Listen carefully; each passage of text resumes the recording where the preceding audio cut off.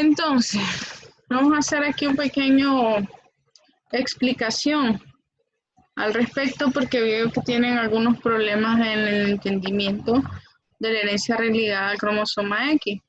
Ustedes tienen un padre, los padres normalmente, el varón, tiene un cromosoma X y un cromosoma Y. En cambio, las madres siempre van a ser X. Entonces, cuando ellos se reproducen, solo pueden heredarle a los hijos uno de sus cromosomas sexuales. Entonces, supongamos que la mamá heredó un cromosoma X enfermo. Como muy bien explicó Sergio, una mujer que tiene solo un cromosoma X enfermo va a tener un cromosoma X sano, lo cual hace que su cuerpo inactive a este cromosoma X y ella pueda vivir sin muchas manifestaciones clínicas gracias a este cromosoma X sano. Entonces a ella se le caracteriza como un portador. Si ella viene, se cruza o se casa con un hombre sano, entonces en las posibilidades de herencia, ella le va a dar su cromosoma X, acá, enfermo, por ahí, el cromosoma sano X, por acá. Y el padre lo voy a poner en azul, que está todo sano. Va a heredar aquí dos cromosomas X también. Y dos cromosomas Y. Entonces, en la herencia ligada a cromosoma X, si la mamá es portadora,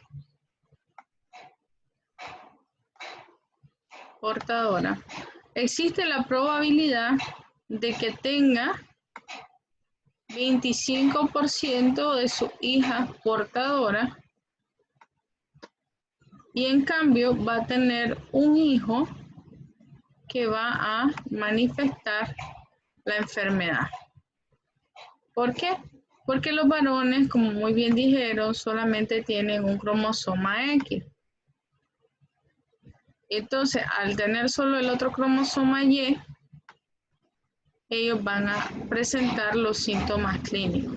Entonces, madre portadora, padre sano, 25% de las hijas mujeres van a ser portadoras, 25% los hijos varones van a tener la enfermedad. Las mujeres van a ser siempre que sean heterocigotas, van a ser portadoras. Ahora vamos con el papá. Viene el papá, ya sabemos que la enfermedad es ligada al cromosoma X, entonces la Y es sana, pero tiene la enfermedad, es decir, que el único cromosoma X que tiene está enfermo. ¿Qué pasa acá? ¿Va a tener hijos enfermos este señor? Veamos. Él hereda su X enfermo y hereda su Y sano. En cambio, la mamá hereda sus X sanos. Conclusión.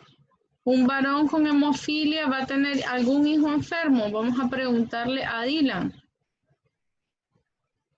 Un varón con hemofilia que se casa con una mujer sana, ¿tiene algún hijo que tenga la enfermedad ligada al cromosoma X que esté enfermo?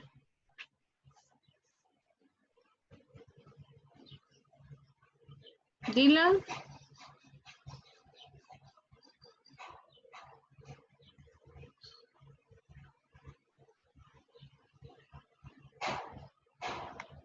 Repito la pregunta. Si no es Dylan, Deliani. Tengo un varón con una enfermedad ligada al cromosoma X, en este caso la hemofilia, que es enfermo, y una mujer sana. ¿Cuántos de sus hijos van a manifestar la enfermedad? ¿Deliani o Dylan?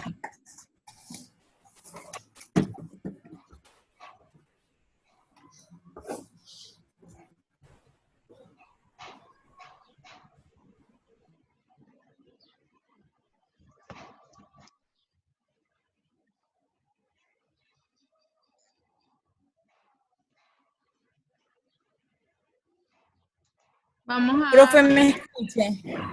Sí, Puedo participar luego de ellos, sí. ya no participaron, pero Sachari ya había levantado la mano. ¿Vos no sabes cómo levantar la mano, Indira? No, es que estoy desde la compu y no lo entiendo casi. Bueno, Kevin y Sergio participaron antes. Van a participar ahora Sachari y después Indira.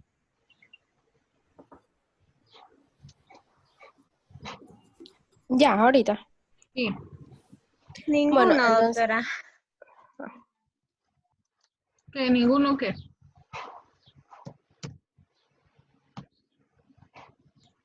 Ninguno de los hijos va a ser afectado.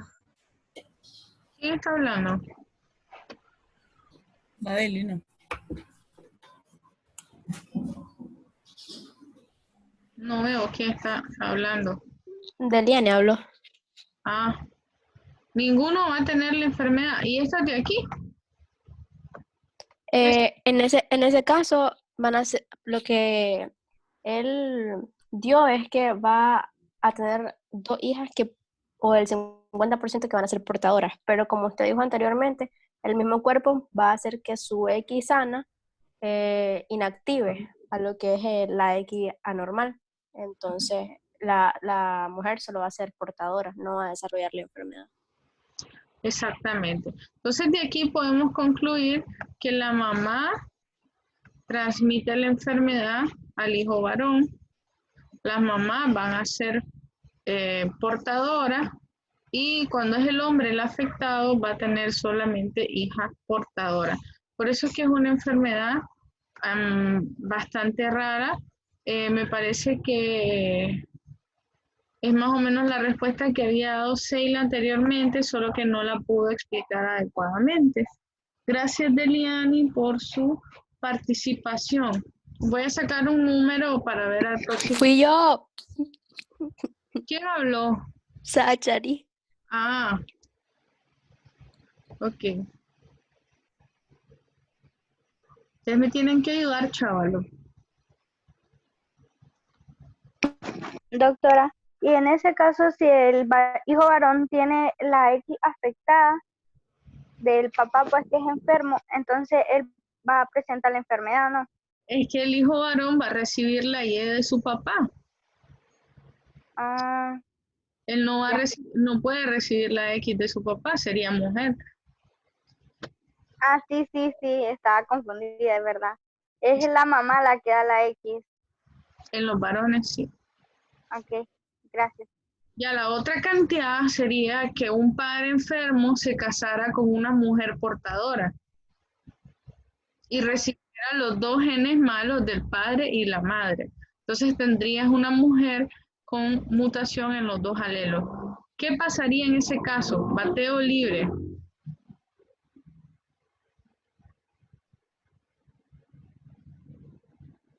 Sí, o sea, si el hijo presenta de ambos padres la enfermedad, o sea, si ambos padres están enfermos. Vos tenés una mujer portadora que tiene un X sano y un X enfermo.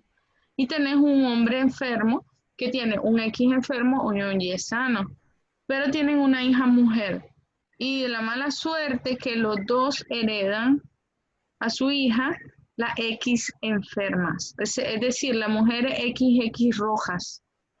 ¿Qué pasaría en ese ¿Aló? Sí. Entonces Mire, ella presentaría la enfermedad. Porque aló. no hay una X que haga que, o sea, como en el caso que explicaba usted de la X, de que si una está enferma y la otra no, entonces como que la X que no tiene ninguna enfermedad va a hacer que, ¿cómo se le dice? Que, eh, o sea, no la presente. Que contrarresta. Profe, Ajá, contrarreste. Ujú. Dígame, Indira. en ese caso van a ser 50% de hijas afectadas y el otro 50% de hijos serían portadores. ¿Los varones pueden ser portadores? No, En ese caso van a ser afectados los varones.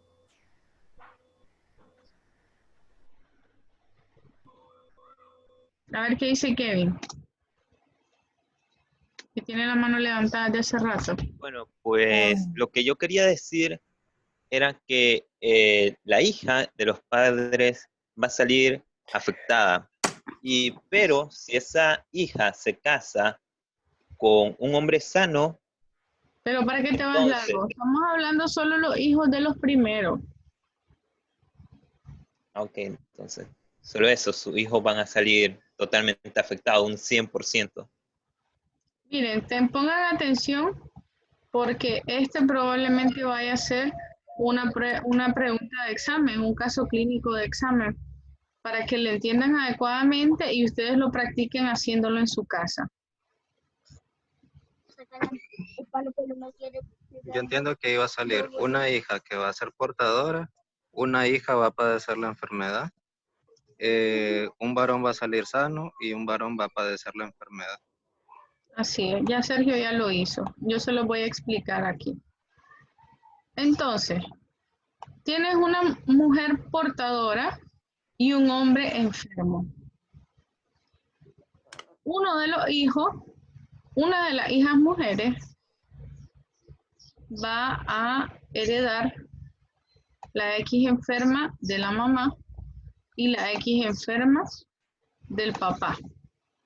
La otra hija va a heredar una X sana de la mamá y una X enferma del papá. Entonces, como dijo Sergio, una XX enferma, una XX portadora. Pero acá donde yo les quería hacer énfasis de esta hija es que la hemofilia generalmente no se manifiesta en las mujeres o los casos son muy raros porque esto suele ser incompatible con la vida. Esto por lo general va a terminar en aborto, ya que eso lo tienen que tomar mucho en cuenta. Y en lo que respecta a los varones, un varón va a tener una X sana y el otro va a tener una X enferma. Por lo tanto, un hijo va a ser 100% sano, un varón,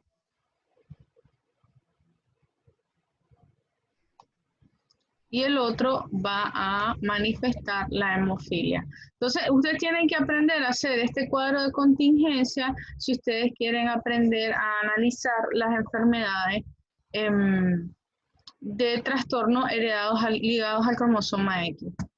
No sé si ustedes ya vieron genética, pero si aprenden eso conmigo, en genética les va a ir bien. Hagan esos cuadros de contingencia y pues van a ver. Muy bien, Sergio, así como usted lo dijo, era. Ahora, Kimberly, háblenos de los del cuadro clínico, por favor. Ah, ya vieron genética.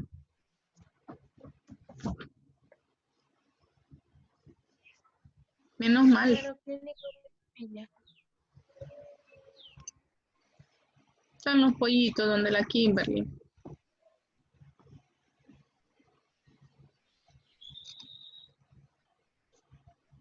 ¿Me escuchó, profe? No, solo los pollitos. Bueno, entonces en este vamos a encontrar hematomas, hemorragias intraarticulares, que se representa con hematrosis, hemorragia en el sistema nervioso central, hemorragias bucales, hemorragias gastrointestinales. Bueno, por lo general son hemorragias más que todo. Porque tenemos un trastorno de la coagulación. Muy bien, Kimberly. Liliana, háblenos del diagnóstico.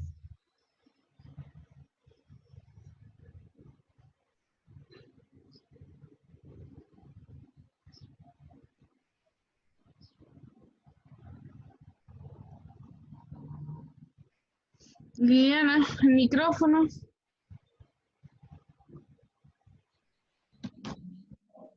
Ahora sí me escucho. Sí. Bueno, por los antecedentes familiares, en este caso, si tenemos un paciente que es afectado en el caso de un varón, si la madre es portadora de la enfermedad, sabemos que la va a manifestar. También se puede determinar, bueno, por el embarazo, que es lo que había dicho anteriormente, el feto va a ser afectado. También por análisis de sangre, creo, por análisis de coagulación.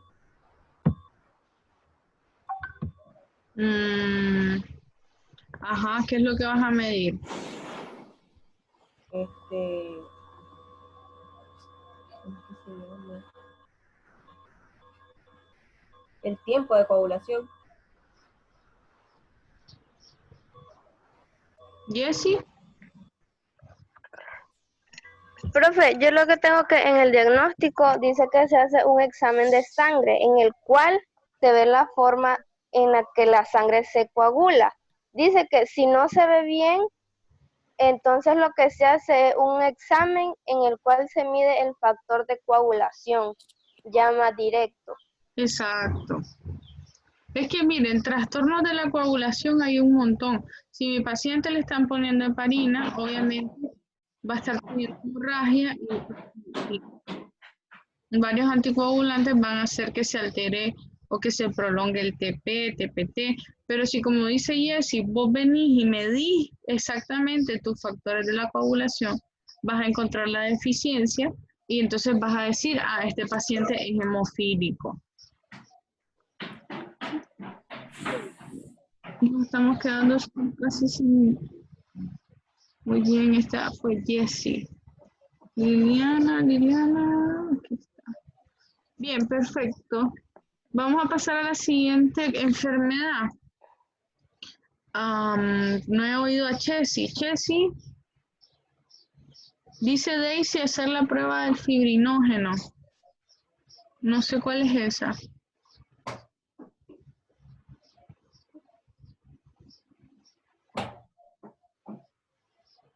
Es que según lo que yo investigué, esa se realizaba cuando el paciente tenía los resultados anormales de la protrombina.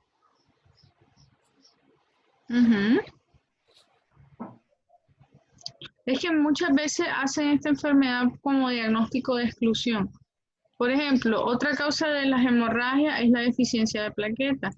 Por eso dice Luis Olivares que vas a hacer recuento de plaquetas. Pero la falta de plaquetas no está asociada a la hemofilia. Si yo voy a buscar o sospecho específicamente esta enfermedad, yo voy a hacer el recuento de factores de coagulación, como dice Jessie. ¿Cuáles eran los factores de coagulación que dijiste, Michelle? 8 y 9. Exacto, medís los factores 8 y 9 y entonces ya sabes que mi paciente tiene probablemente una hemofilia. Pero pues es un estudio también caro, por eso tienes que hacer primero diagnóstico de exclusión. El recuento de plaquetas viene dentro de la biometría, va buscando las primeras causas de hemorragia. Entonces vamos con... Aunque también se puede dar.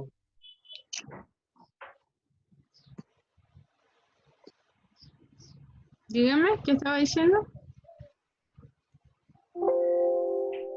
Que también se puede dar como un caso.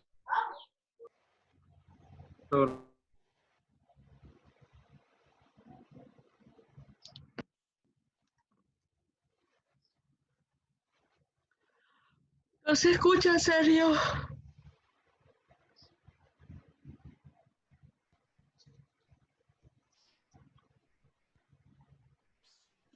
Ok, Daisy, haces el hemograma completo. ¿Y qué del hemograma te va a ayudar para saber que es una hemofilia?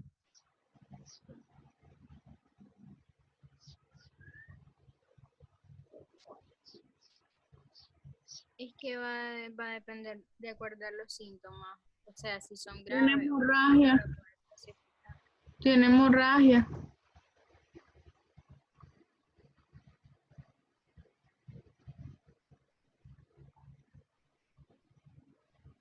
Así es, hay una hemofilia C que es por deficiencia del factor 11. Dígame, Kevin. Bueno, también se le puede hacer un análisis de sangre de tiempo de la protrombina. Ya lo dijeron eso. Entonces, miren, muchachos, en medicina ustedes van a descartar todas las causas de hemorragia. Yo no digo que esté incorrecto hacerle el hemograma, ni el tiempo de sangría, ni nada de eso. Está bien. Pero estamos haciendo el seminario un poco orientado a ciertas enfermedades. Y pues en la hemofilia yo no la voy a ver en un hemograma.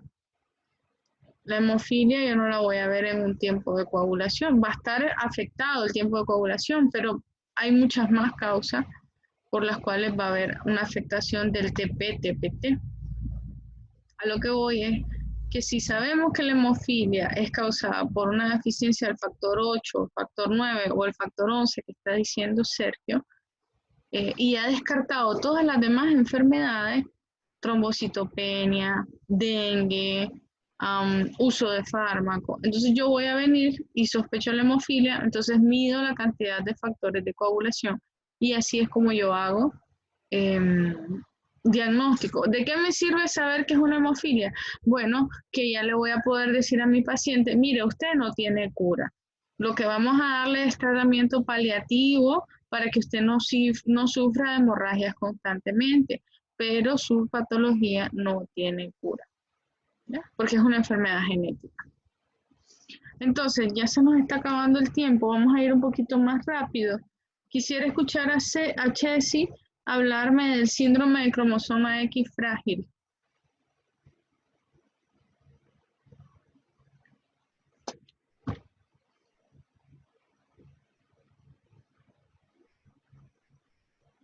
Chessy, su micrófono.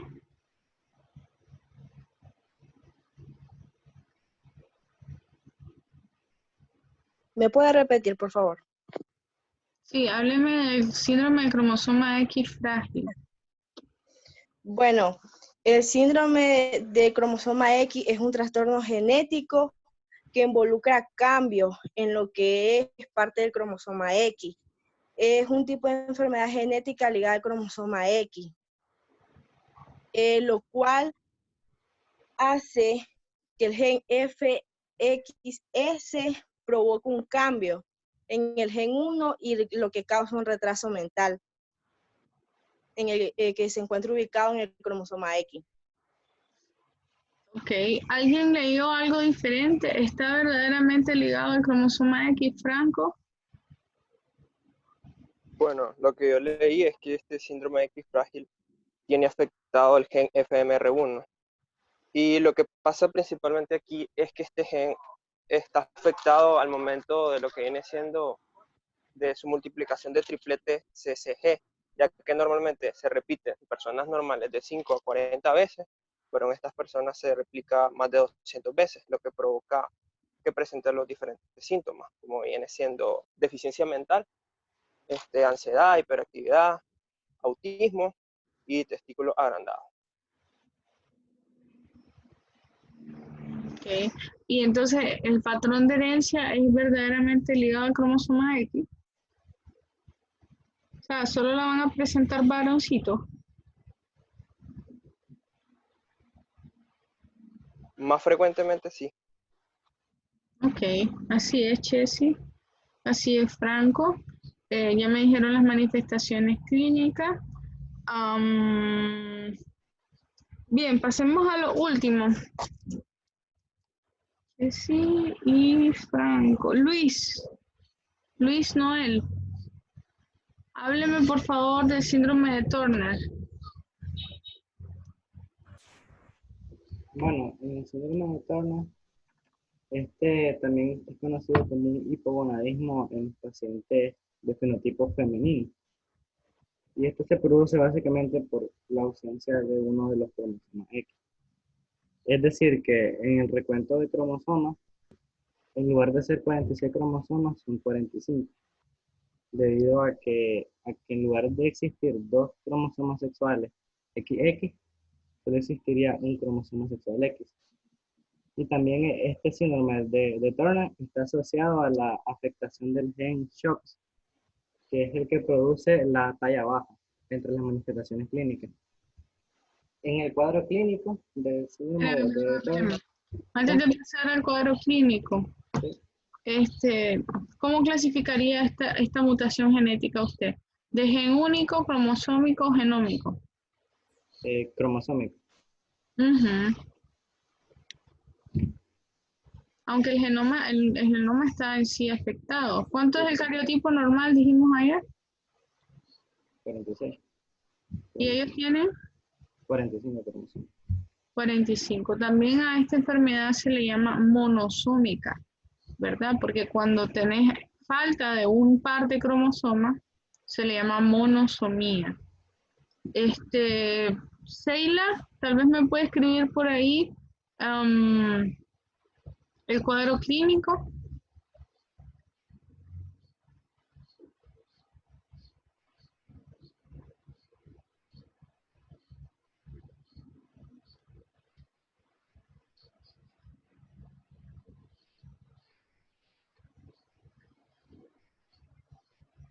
Bueno, en lo que Seila escribe el cuadro clínico del síndrome de Turner, Daisy me va a hablar del síndrome de Klinefelter.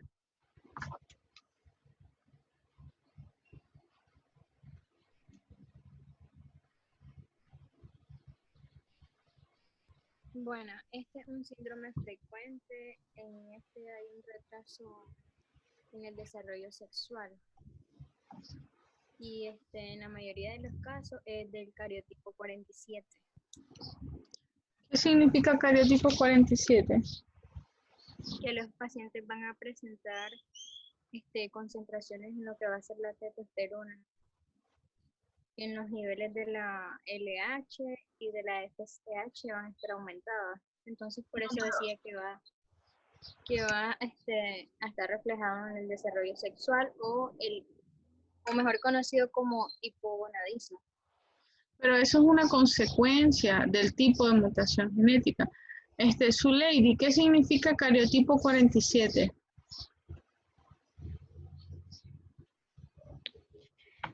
Bueno, lo que entendí es que esto significa que esta afectación se caracterizaba por presentar un cromosoma extra. En vez de 46 tenía 47. Correcto. ¿Y cómo van a ser esos cromosomas, Daisy? ¿Cuáles son los cromosomas extras que tenemos?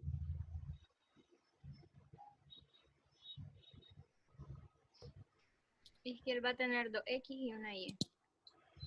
Exactamente. Entonces, Juan Carlos, háblenos debido a ese cromosoma X extra, ¿cuáles son las manifestaciones clínicas del Klinefelter?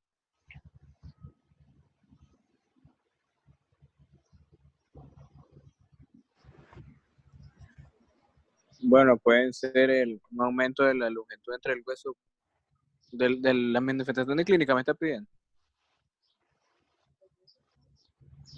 ¿Ah? Sí.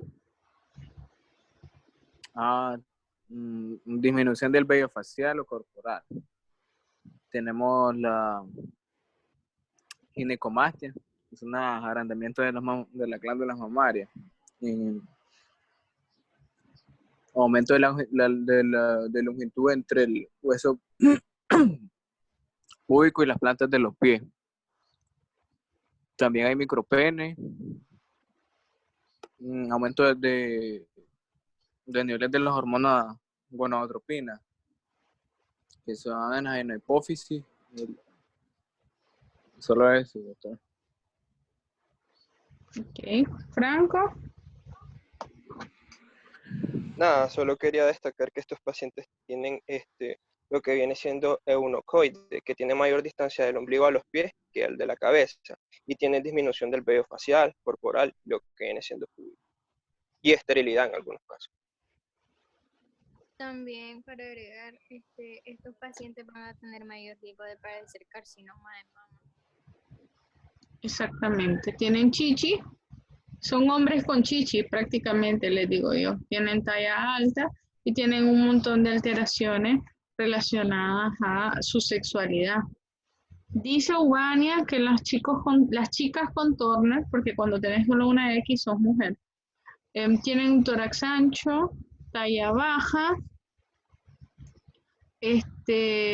infertilidad, hipotiroidismo, problemas del sistema linfático, cuello corto y ancho y manos y pies anchos. Son personas lo contrario de Klinefelter, bajitas y todas regorditas. Sachari, ¿qué me decía? Hablando de eso, de lo mismo que la Ivania, ¿no? Ivania se llama.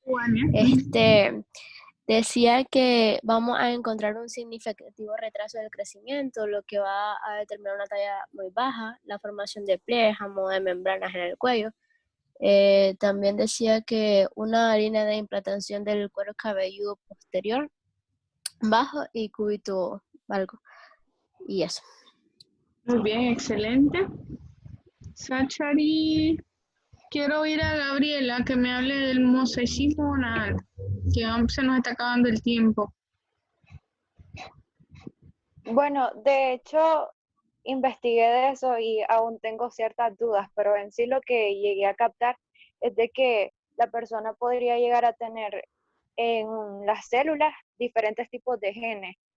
Entonces, el mosaicismo se puede presentar en lo que viene siendo, por ejemplo, el síndrome de Down, que al tener presente este tipo de herencia genética, la persona que tiene el síndrome de Down hace como que no se afecte tanto. No sé si me entiendes. Más o menos, pero supongamos que los dos juegos genéticos que tiene la persona son normales. Lo que necesito que me explique es qué es el mosaicismo gonadal. ¿Tiene mayor número de cromosomas? ¿Igual número de cromosomas? ¿Qué onda? Daisy. Bueno, yo solo investigué poco de eso, pero lo que le entendí era de que este era el resultado de la disyunción de las divisiones metóticas tempranas en el embrión. O sea, era como un proceso súper acelerado en el bebé, en el embrión, en el feto, y que esto lo que iba a explicar era la resistencia además de una línea celular. Y el ejemplo que encontré era lo del síndrome de Turner, que el mosaicismo somático se va a caracterizar por la distribución en el parche de las células, que iba a haber una alteración en los genes del feto. Eso es lo que encontré, no encontré mucho de eso. Y más o menos... Y en sus fases también, en las fases de desarrollo, ahí va a estar el problema. ¿Qué entiende usted más o menos ahí con sus propias palabras? De hecho, sí, hay mosaicismo en Turner, hay mosaicismo en trisomía 21, pero yo quiero que ustedes comprendan exactamente qué es el mosaicismo.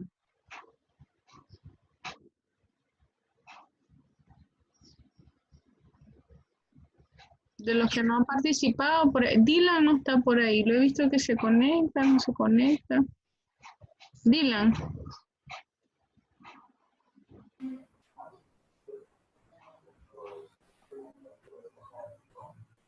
Indira. Aló, ¿me escucha? ¿Qué quiere que le diga lo del mosaicismo? Sí. Ay. Bueno, esto se debe a una mutación que se produce después de formarse el cigoto. Y esto es, por ejemplo, cuando hay dos o más líneas poblacionales de células que estas discrepan en la composición genética. O sea, difieren en su composición genética. Y esta célula afecta únicamente a las células destinadas a formar las gónadas exactamente. Y la mutación se transmite cuando, por ejemplo, las gónadas son las células o de las células germinales. Ellas van a transmitir la mutación y no las células somáticas. ¿Se entiende? Yo le entiendo, no sé si vos le entendés. Sí. Es que a veces siento un poco como que están leyendo, no los quiero menospreciar, pero cuando usan frases y palabras como que discrepan, cuando están participando y platicando, yo no los oigo decir discrepan. Entonces me da la impresión. Yo siempre la digo. Ah, vos usas discrepan, perdón. Sí. Ok. ¿Alguna otra participación? Si no, para ya hacer la conclusión de mosaicismo gonadal y terminar el seminario. Bueno, doctora, yo leí pues algo así de que también el mosaicismo es como en mutaciones que se presentan en una parte o un porcentaje de las células de la gónada. Ajá. Es decir, que hay unas células sanas y hay otras células con mutaciones, así es. Sí, algo así entendí, pero no sé la verdad cómo podría explicarse mejor.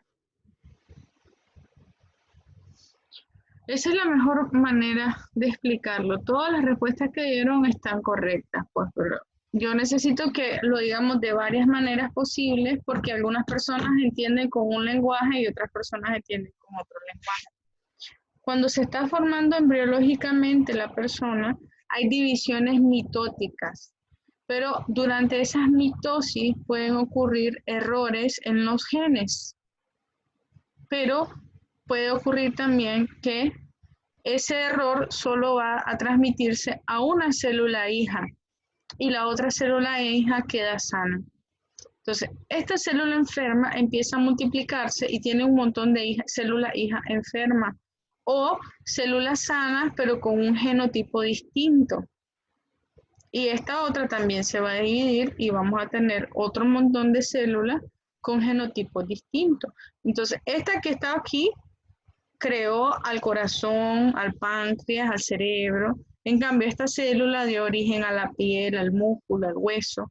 Entonces, vamos a tener en una misma persona dos juegos de genes distintos.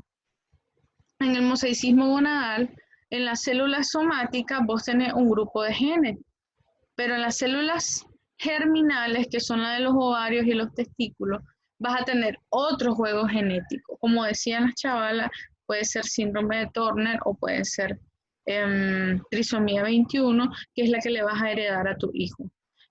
¿Cómo descubrieron esto? Bueno, en personas sanas, en criminalística encontraron un violador que tenía unas células con un genotipo y otras células con otro genotipo. Entonces encontraron células en el área del crimen, pero no coincidían con las células que sacaban en las muestras de la persona. Pero ¿qué pasaba? Este señor tenía mosaicismo, entonces tenía dos juegos genéticos en su grupo celular en las distintas partes del cuerpo.